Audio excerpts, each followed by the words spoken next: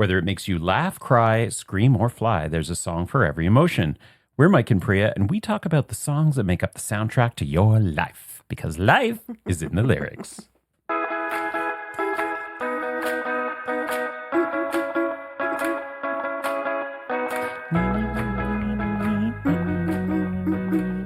Hey, little listeners, can you hear that? What's that sound? Oh, I hear it, Mike.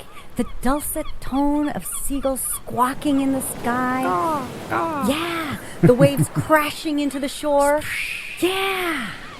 Yeah? Yeah, I hear it all. And what don't you hear, Priya? Oh, people. Civilization. Bueller. Anyone? Yeah. Yeah, because we found ourselves stranded on a desert island with no. no other humans in sight. What the fuck are we going to do? God help us. Oh, boy. Do we have our recording equipment? Somehow we brought that with us. Okay. And we found outlets. Oh, yeah? Okay. Yeah. I mean, we were just canoeing off of Toronto Islands, and somehow we veered off course, and here we are. So this is a tale of a faithful trip. But doody-doody-da. Yes, but luckily we've brought some music with us to help maintain our sanity until we're rescued, because we'd be murdering each other real quick if we didn't have music. Right? Can you imagine if we were trapped on a desert island, just the two of us?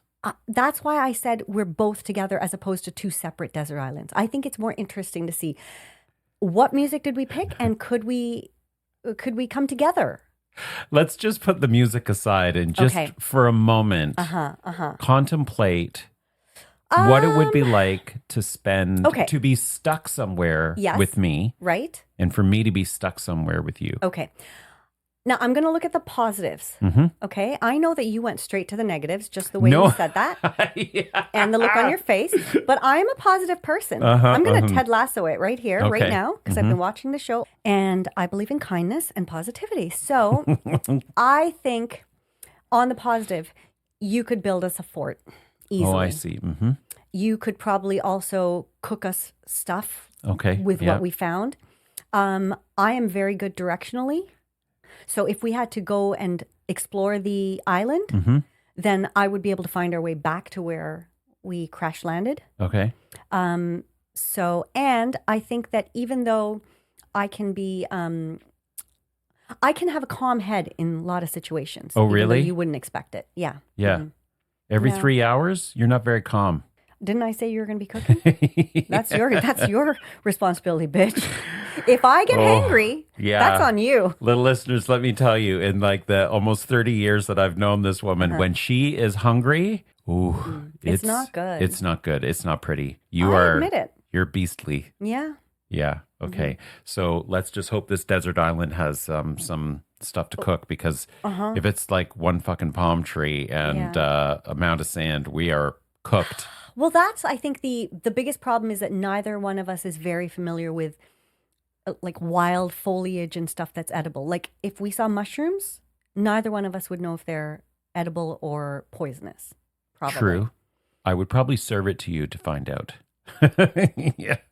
Oh. Would you rather be on a desert island alone or with somebody? Well, I think for the sake of this hypothetical, that somebody has to be each other. Okay. Okay. Yeah. So would I rather be alone or with you? Excuse me. I'd rather be with you. Oh. Yeah, because I think at least there would be moments of levity. And we'd probably be dancing our asses off. All right. Because we'd have so much to be happy about. For the first couple of days, probably, until we realize that there's no fresh water and stuff. Do you really think that would be... Do you think that we would be totally feeling like I'm free and having a great time? Okay, well, no. Obviously, we'd be terrified because we're on a desert island and we have nothing except our recording equipment and our music. Like, can you imagine? Stupid us for packing the recording and no food. No protein bars. Yeah. Idiots. What do you think it would be like if we were stranded? Give me the pros and the cons. I gotta say, I think Do you want to start with the pros because there's probably only one pro? I just think that it will. I don't know how long I would last. I think you would drive me kind of crazy. Oh, what particularly about me in that situation? Priya, we spend at least 3 hours together once a week. Oh minimum. My God, that's terrifying. No, let me finish. See, but that is a great example of. Fuck, I did it to myself. What would wear me down? Just shut it. Press that button. Where's the shut it? Shut. Why don't you have them labeled? Shut it. Thank you. Shut it. Shut it. I never learn. I never learn. Yeah. So that I think is what would kind of tear me down in a very short period of time. So 3 hours or an afternoon together, it's totally doable. Being on an island where there's no chance of escaping that for God knows how long. Well, it's an island. You could go 40 feet into the woods. And you'd be following me every 3 hours. Where's my dinner, bitch? I just want to follow you around everywhere you go. No, thank you. I have my own agenda and things to do. Like what? Like hang out and scream for help. Okay. Okay. Yeah. Now... Before we started this, we were talking about Taylor's new video. Yes. And you were talking... Elizabeth Taylor. Is it for real? Forever. Great song, by the way. It's a pretty cool song. And I like the musicality of it. It's very different. Ooh, like it just has a... The view of Portofino was on my mind when you called me at the Plaza Anthony. Ooh. Oh, see, honestly, Mike... Your memory we've talked about it so many times, but I can just not get over how your brain absorbs lyrics. Yeah. I've listened to that song probably 50 times. I don't know, maybe not that many. 30? I don't know all the lyrics, but you just, they absorb. Click. They click for you. Yeah, I don't know what it is. But anyways, you were talking about like, who had to look through all the clips that she put together for the video? Okay, so you kind of skimmed through the video, right? You didn't watch the full thing. No, because I thought she would make an appearance in it, and I was like, "Oh, what's she going to do?" Spoiler alert. She does not. I thought, okay, well, maybe is she going to like dress up as Elizabeth Taylor? Is she going to reenact some scenes from some of her famous movies or plays or something? What is she going to do? And so I kept going every 10 seconds to see what's happening. And I was like, this is just a clip video. Then I had to check whether it was the official video, and it is. Yes. So apparently Taylor Swift paid $10 million for licensing Pennies of that in a bucket. footage. Yeah. And I was thinking, like, it's a fine video, and, the song is fine as well. Like, but I was thinking, who and how do you find the clips that fit the narrative that I'm assuming Taylor Swift had, written for this video. Right. And that's when I said, should we record this part on the podcast? Because my thought is that I bet you Taylor had a list of probably 40 clips. Like, she knows a lot about Elizabeth Taylor when you listen to that song, in a way that people of her generation, I don't think would normally know. Like, she talks about White Diamonds, which was her perfume brand. Like, she makes a lot of references to Elizabeth Taylor that... That's not that deep, though. I mean, White Diamonds was like my mom had White Diamonds. Yes, and how old is your mom? My mom is 82. This is my point. I don't think people who are in their 30s know really anything about Elizabeth Taylor. They don't know that she had a perfume. They don't know that she had an AIDS foundation. I don't think they know much about Elizabeth Taylor. Maybe, but we're talking about Taylor Swift here, though. The woman is like a sponge for information. This is exactly my point. When you said who had to look through all these clips, I'm like, she probably had a list of 40 or 50, scenes and clips and moments that she was like, these are some of my favorites. Right, yeah. So I don't think that she just said, hey, can you find me a bunch of clips? No way. Yeah. Right? It is pretty interesting the way they've strung all of these different clips from different films that Elizabeth Taylor was in and how they fit the lyrics or the emotion that are in that song. Yeah, and when you said that, now I have to, I will watch the entire thing, which I just kind of overlooked because I thought, oh, it's just a clip video. So And interestingly enough, she's donating all the streaming royalties from that music video to Elizabeth Taylor's AIDS Foundation. Well, okay, so how does she generate revenue from streaming? Well, I think the way any YouTube artist does, which I guess from the ads and stuff. Oh, okay. Right? Yeah, I don't know how any of that works. I don't either, but little listeners, if you know, little tell peek. us. No, little listeners, a little peek behind the curtain here. Priya and I make no money from this podcast. Oh, no. We don't make any money from any streams. But if you know how to, please tell us. Yeah, that's not why we're doing it. No. But it's quite clear that neither one of us know how revenue is generated from streaming. Just like how when you said your cousin Donna, hello Donna, asked you if this was your full-time job, and we had a good old laugh giggle. at that. Oh yeah. Oh, we could laugh about that for hours on this desert island. This could be, well, we'll have a lot of time to do that. Yeah, we will. Yeah. Did you have anything positive to say about what it would be like stranded with me there? Did I? I'm waiting. I think eventually we would probably break through the threshold of things that annoy us and say, okay, this is what we need to do.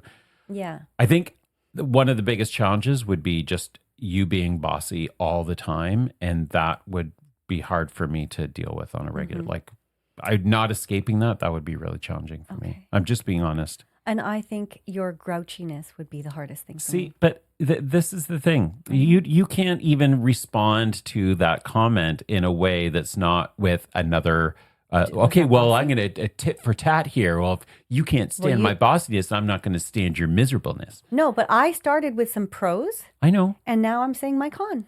No. Okay. Okay. All right. What do you think? Do you think that your bossiness would be challenging? No, because I think that in that situation, when we're in when we're stranded and stuff, I don't know what there would be for me to be specifically bossy about. Like when I'm bossy here, it's like, turn on the timer, Mike, because you forgot to turn the timer on. Or, are we recording? I think you'd be like, well, what are we doing? Well, where's our next meal coming from? Well, go hunt. Well, why haven't you? Well, first of all, the sun is shining. I'm really hot. Where's my water? I don't have a problem with the sun because I got dark skin, so I'm okay with the sun. Okay, you little would listeners, burn so quickly. I would definitely. I would just be like in the shade, enjoying. There are no trees. I love being hot. Oh.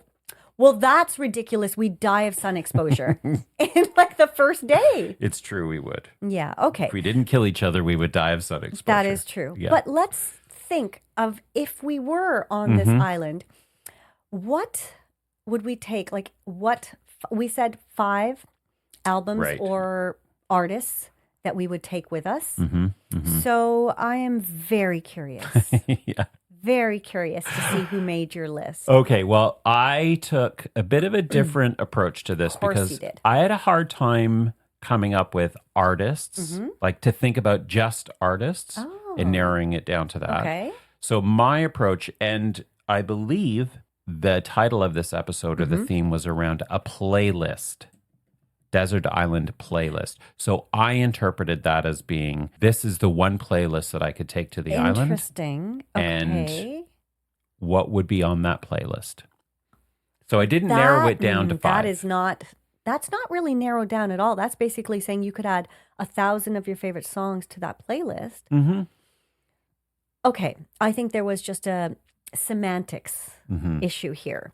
Because when we were talking about playlist, I meant like, what would be on your playlist? Which 5 artists or albums would be on your playlist? But I didn't pick 5. No. Okay, so then let's see what angle you went with. Well, the artist that we just finished talking about would definitely be on my playlist. Okay. So I had Taylor Swift's greatest hits. Okay.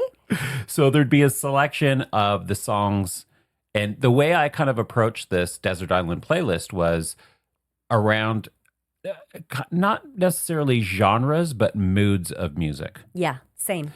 Thinking that we're stranded and somehow we have this infinite amount of battery power to play this solar music. Solar power, Mike. Solar power. That's good. Okay, solar power. Yeah. Okay. That I think that it would be really good to have music that kind of spoke to the various moods that we would be going through. Okay. And Taylor Swift, she kind of hits every mood. She really does. The more upbeat, the kind of songs that I sing and dance to when I'm ironing and doing laundry and that sort of thing, definitely those songs would be on the playlist for me. Not some of her, like, not Tortured Poets or... Yeah, there'd be a couple of those, like, more, dramatic angsty ones, but mostly her upbeat. Yeah, mostly her upbeat. Okay. I want to read a quote, actually, about music. This is by the artist Ray, who's more of a new sensation. I think she was huge at the Brit Awards. So she said, music is medicine. I've always said that. And I guess I'm in the process of making medicine for myself that I can share with the world. I want us all to say to ourselves that it's going to be all right. And I'm going to have faith in the seeds that I've planted beneath the snow. I wanted to create something that is a hug or a bed or a soft place for that person who needs it. So I thought that was an interesting comment she made, just in terms of thinking about the needs that music can fulfill. And just like what you said about Taylor, like how she can kind of, she has music that can make you dance and kind of hits a lot of different emotions. She was definitely, obviously, on my list as well. Yeah. And I would just say, like... Okay, before you get into that, though, Ray... Is she the one that does the "Come Be the Man I Need"? No, that's Olivia Dean. Oh, she does "Where's My Husband." You know that song? No. Okay. I think we're going to take a quick break right now just to have Mike listen to one of Ray's new hits called "Where's My Husband." Okay. Yes. I do know that song. Yeah, that is a song that kind of slaps you in the face. Yes, yeah. It's reminiscent of kind of like some Beyonce kind of music to me. Yeah. It's got some, like, it's very fast and, baby, where the hell is my husband? You're right. The Beyonce, that's a good call. And I feel like there's a specific song that it kind of evokes, but I cannot think of what that song is because this song is in my head. But so I went and listened to her album. We're on a total tangent here now, but I listened to her album because I thought, oh, this is a cool new artist that I don't know of. The rest of her album is not like that at all. It's all over the place in kind of the best way. That's why I was like, is this from a previous album or something? Like, but it is on her current album, which is called "This Music May Contain Hope." But the rest of the songs are kind of jazzy, soul-y, like operatic too. Some of them, she's a very cool artist that I'm going to have to pay more attention to because she covers a lot of different genres and she's just super talented. Very cool. Yeah.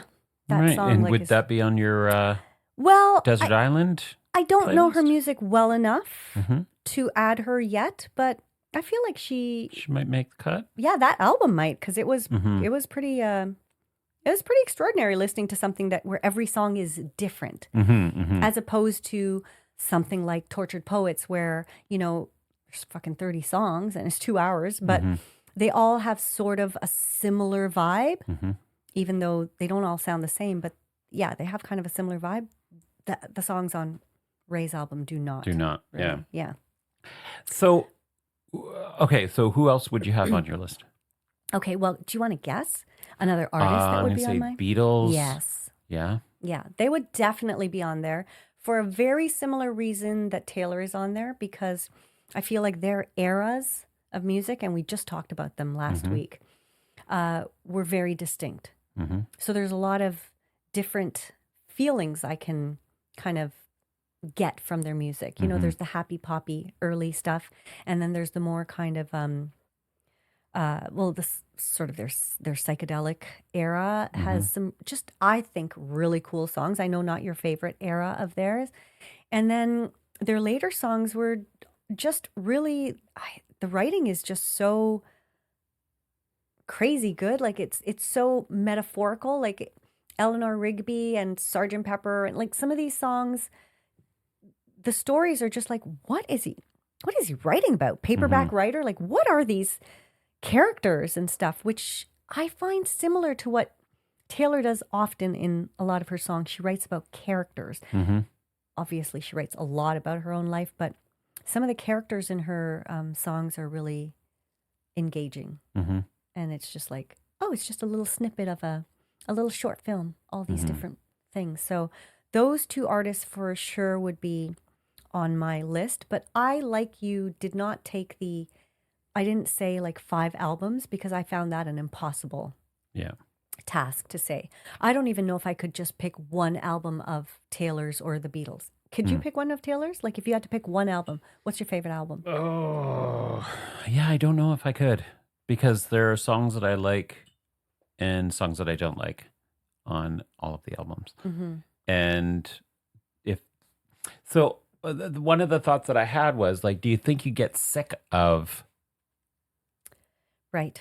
That's the other thing. The music that you've chosen? Yeah. And it's like, I'm not surprised with you having the Beatles on your list or Taylor Swift for that matter. Just, maybe it's not surprising of for the me. next ones, but go ahead. Okay. But I was also thinking, okay, well, one of the things that's fascinating about music and how we can access music right now is that we get introduced to new music, which keeps the interest. So when you think about perspective, it's like, oh, I can say that I like this artist or this album because I'm also comparing it to this other stuff that I'm hearing. Yeah. And it's kind of subconscious, right? Like I think there's a part of our processing where we're thinking, okay, well, like we just said with Ray's song, where it kind of reminds us of a Beyonce song. Yeah. But also there might be other music that we hear where you're like, oh, I'm going to switch it over because I don't like this or I don't like that. But if you're just stuck with the same music and that's all you have, would that be enough?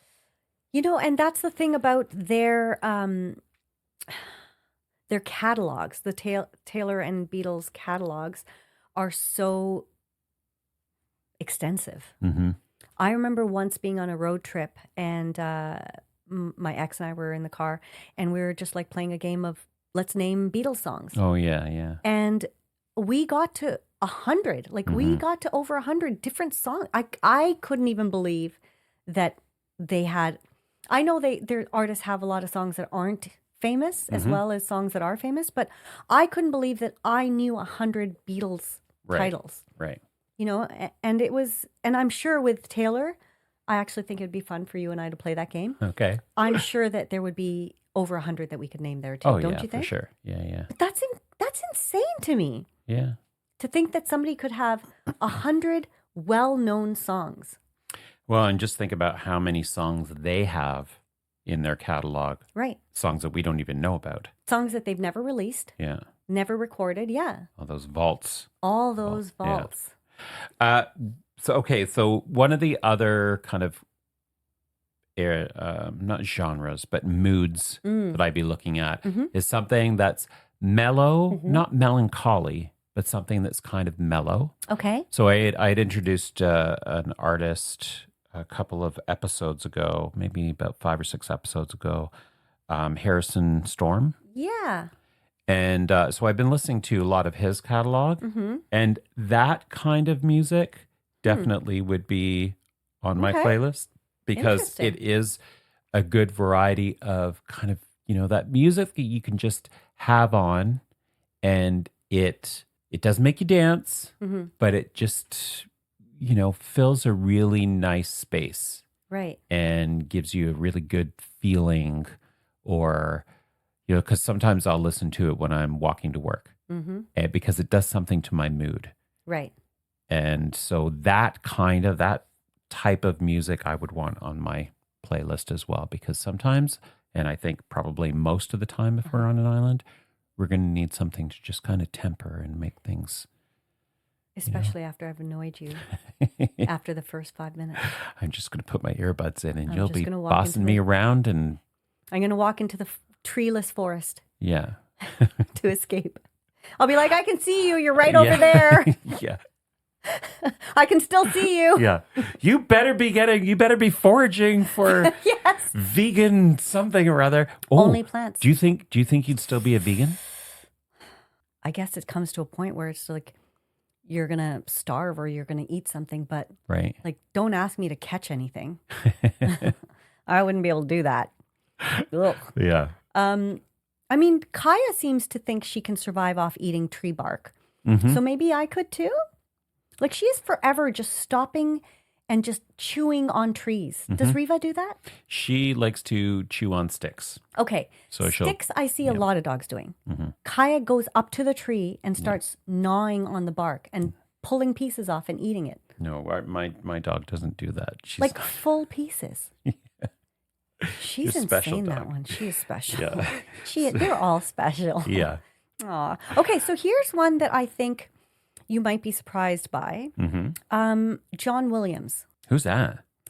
He's a composer. Okay. Who has composed most of Steven Spielberg's soundtracks. Oh, right. Okay. Yeah. And I was thinking about this, like if I'm going to be listening to the same old things over and over again, like maybe I thought I probably would want some classical music. But then I thought, well, if I'm going to listen to classical for that sort of vibe, I think the idea of having all these theme songs that I have known from so many films that I've loved over the years, like think of all the movies he's done.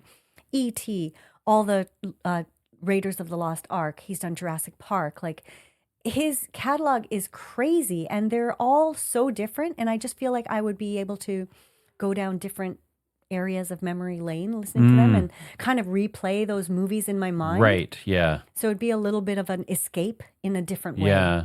And also keeping hold of these memories, like making sure that you don't lose these memories either by being reminded through the music. And also sort of a way to keep your sanity. Yeah. You know, of being able to think of those movies and replay the storylines and stuff instead of just being like, oh my God, what are we going to do? What are we going to do? I think like, how are we going to survive? That'll be after day 3 because we're spending the first 3 days dancing and having a great time. Yeah. Being glad that free. We'll be glad that there are no slow walkers in front of us and like no cyclists to cut us off. All sorts of things to be all grateful that for. ranting, yes. I'm on my iPad right now and I'm trying to find this artist that I know that I have liked. There's an artist, this pianist, this musician. He's a keyboardist, pianist, and he has this kind of like digital box that he connects to his piano and he creates music. Okay. And the digital box has these kind of little beeping sounds and then he composes music to go along with that. Right. And some of it is so beautiful. Mm-hmm. So kind of in alignment with your composer, artist, what was his name? John Williams. Charles. Charles in charge? Yeah. Where's this going? Yeah. So John Williams, like that kind of music, I think would also be another kind of music on my list where it's not lyrical, but it also is what is that kind of music? Well, it's like classical, like it's symphonic. Symphonic, yeah. Sweeping, like these big sweeping musical things, that can kind of just like carry you away, which I think is just a cool thing about classical music and opera that is different from pop or, popular music. Well, yeah. I don't know if I agree with that, but I see what you're talking about. Like Total Eclipse of the Heart or Anything for Love that can be very dramatic and very sweeping and Coldplay anthemic. Has a lot of kind of anthemic. Like I get your point, but I think that there is pop music that and rock music that can be I think it's just the lack of lyrics sometimes I really appreciate. Yeah. So maybe that's what I mean, because it's not the words that are making you feel those things. It's just the swelling and the ebbing of the music. Yeah. You know, so the lyrics obviously add to that and make it, it can kind of amplify it. But when you're just listening to the Raiders of the Lost Ark, like if you're listening to the theme music, like, you can visualize that big ball, that was like chasing after him. Like you can just visualize these moments just in the way the music is going. Yeah. Which is really cool. Yeah. Yeah. All right. What else have you got on your list? Okay. So I did pick an album. I had a hard time narrowing it to just albums, but those three were definitely on my list. John Williams, The Beatles, Taylor. And then I really struggled after that. And I don't know if I can really claim 5. Like I feel like I might be happy with the 4. And the 4th one would be Ladies and Gentlemen, The Best of George Michael. His double CD, where it was split into, the first CD was For the Heart, and then the other one was For the Feet. And I mean, because that really covers the dancing and getting your, groove on, and then the songs that really just sort of like speak to you, your soul. That was, that one. I think it's time. I think it's time. Something you go. Father figure? So if you love me, say you love me. And if you don't, just let me go. 'Cause teacher. I said preacher, but you're right, teacher. There are things that I still want to learn. And the last one I had is my pride, or something like that. Anyways. Yeah, that's a good song. Yeah. So yeah, I could totally see that as a good album to have that kind of covers a lot of bases. Because go from that song to like Faith, one of the best pop songs ever. Yeah, yeah. Like who cannot start dancing when they hear the dun dun dun dun dun dun dun dun dun dun dun. Well, I guess it would be nice if I could touch your body. I know not everybody has got a body like you. Oh, and I gotta think twice before I give my heart away. And I know all the games you play because I play them too. Oh, but I need some time off from that emotion. See, we could just go on and on. It makes you dance. It makes you happy. Yeah. Oh, okay, that's good. Yeah. What else you got? Well, those were the kind of like 3 mood-inspired music collections that I was thinking of. So, something like, well, obviously Taylor Swift, because I know I do enjoy a lot of that. Oh, came out of nowhere, sorry. I do enjoy a lot of her catalog. Yes. And then having the moody, and then having something that's just kind of like just good tempered. Yeah, like, so for Harrison, what would you call his, what's his genre? Like, if you look him up, what does it say beside him? What does Harrison Ford's genre? Not Harrison Ford. Harrison Ford. That Harrison would be Storm. Star Wars. But even like, okay, while you're looking that up, like Star Wars and John Williams, there, the theme for Darth Vader is different from the main theme. Like, you just recognize all these different moments in it. And I just think so crazy that that you have those relationships in your brain, that it can identify with a specific character. Dun, dun, dun, dun, dun, dun, dun, Yeah. dun, dun, But now, dun, now that you've said that, it kind of makes me think it would be great to have a mix of music from a variety of films. Right? Yeah. So these are kind of like triggers for you. Yeah. In terms of John Williams, like or just anything, any kind of music. Yeah. I mean, right? yes, I would love the Titanic. Like that ethereal. That fluty. What was that? Was it a flute? Yeah, it was some kind of flute, I think it was, right? Kind of Irishy sounding. Irishy. Like that flute. Yeah. I love that soundtrack. Yeah. Amazing. Was that him too? No, I that was John Williams, wasn't it? That was James Horner. James Horner. Hans Zimmer is the other big movie. Yeah. He did Chariots of Fire, right? Was that Hans Zimmer? I mean, he's done so many. Let me just... See, we could do a whole playlist of just movie tunes, but non-lyrical movie tunes. Yeah, he's done Gladiator. Oh, another kind of, again, with that Irish sort of sensibility. Interstellar, which we talked about last week. He's done the soundtrack for Dune, Prince of Egypt, Top Gun Maverick, Lion King, like so many. Have you seen Dune, the new Dune? Yes, I have. And what do you think? I saw the first two. They were really good. I mean, I like the first one better than the second one, but I never read the novels. I did see the first movie, which is, I guess, glorious in its cheesiness. But Mel Gibson, that one? No. That was, I mean, it was. Oh, no, that was Mad Max. Kyle MacLachlan was in it. Yeah, Mad Max you're thinking of. Yeah. Kyle MacLachlan was in the original Dune. I don't know who was the... Yeah, it doesn't matter. Yeah, okay. I didn't see either of them. I haven't seen any of it, so I don't know why I asked. I don't really care. I was just wondering, you're such a movie buff, so it's like, oh. And now that you got me thinking about movie anthems, I'm thinking, oh yeah, that could be a thing that could inspire me to see more movies, actually. Like, if you look at the movies that he's done, it's crazy the variety from doing like the ones that I mentioned to Rain Man to The Holiday, some of the James Bond movies, the Sherlock Holmes movies. This is Hans Zimmer. Hans Zimmer.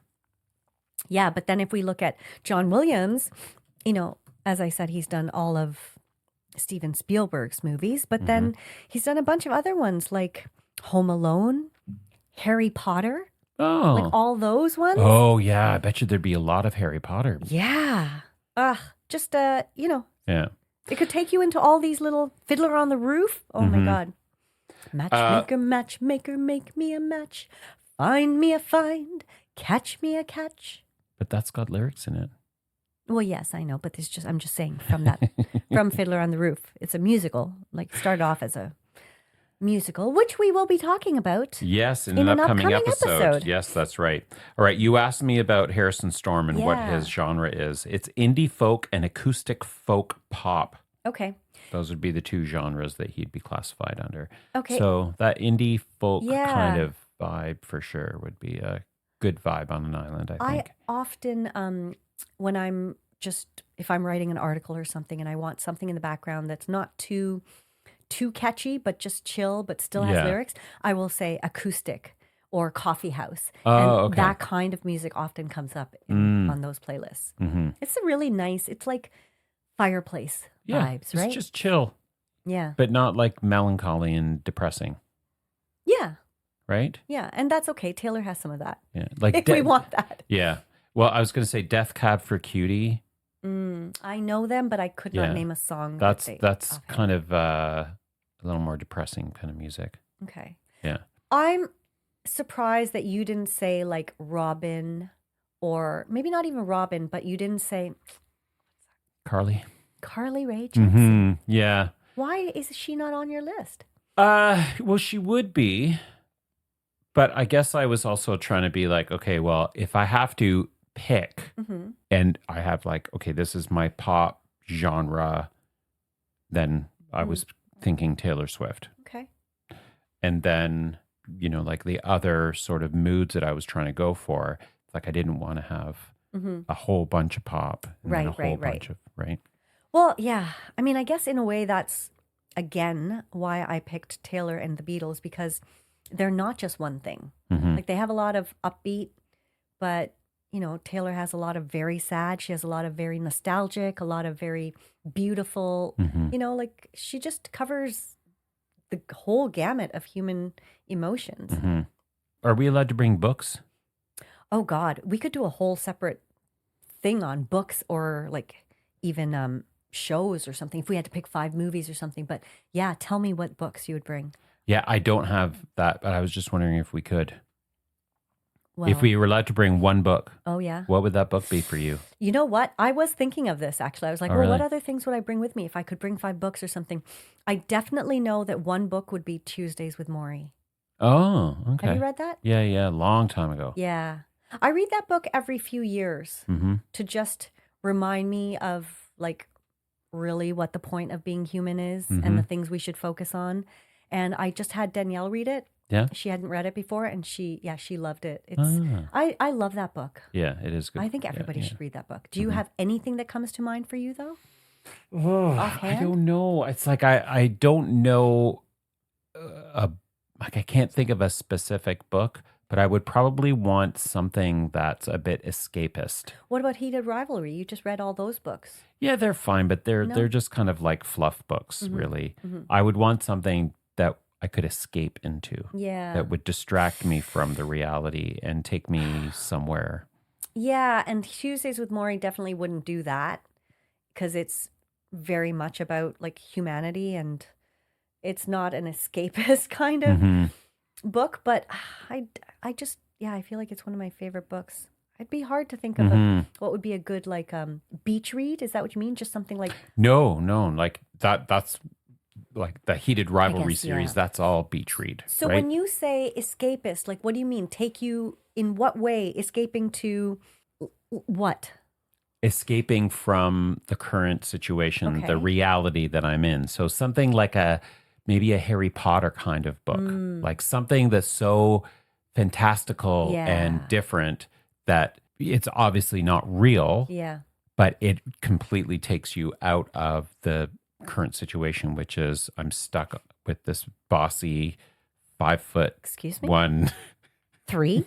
5 foot 5'3" who won't stop playing the Beatles. It's pissing me off. And you would be singing, I'm like, help, I need somebody, help. Yeah. Not just anybody, not her. Yeah. I need someone.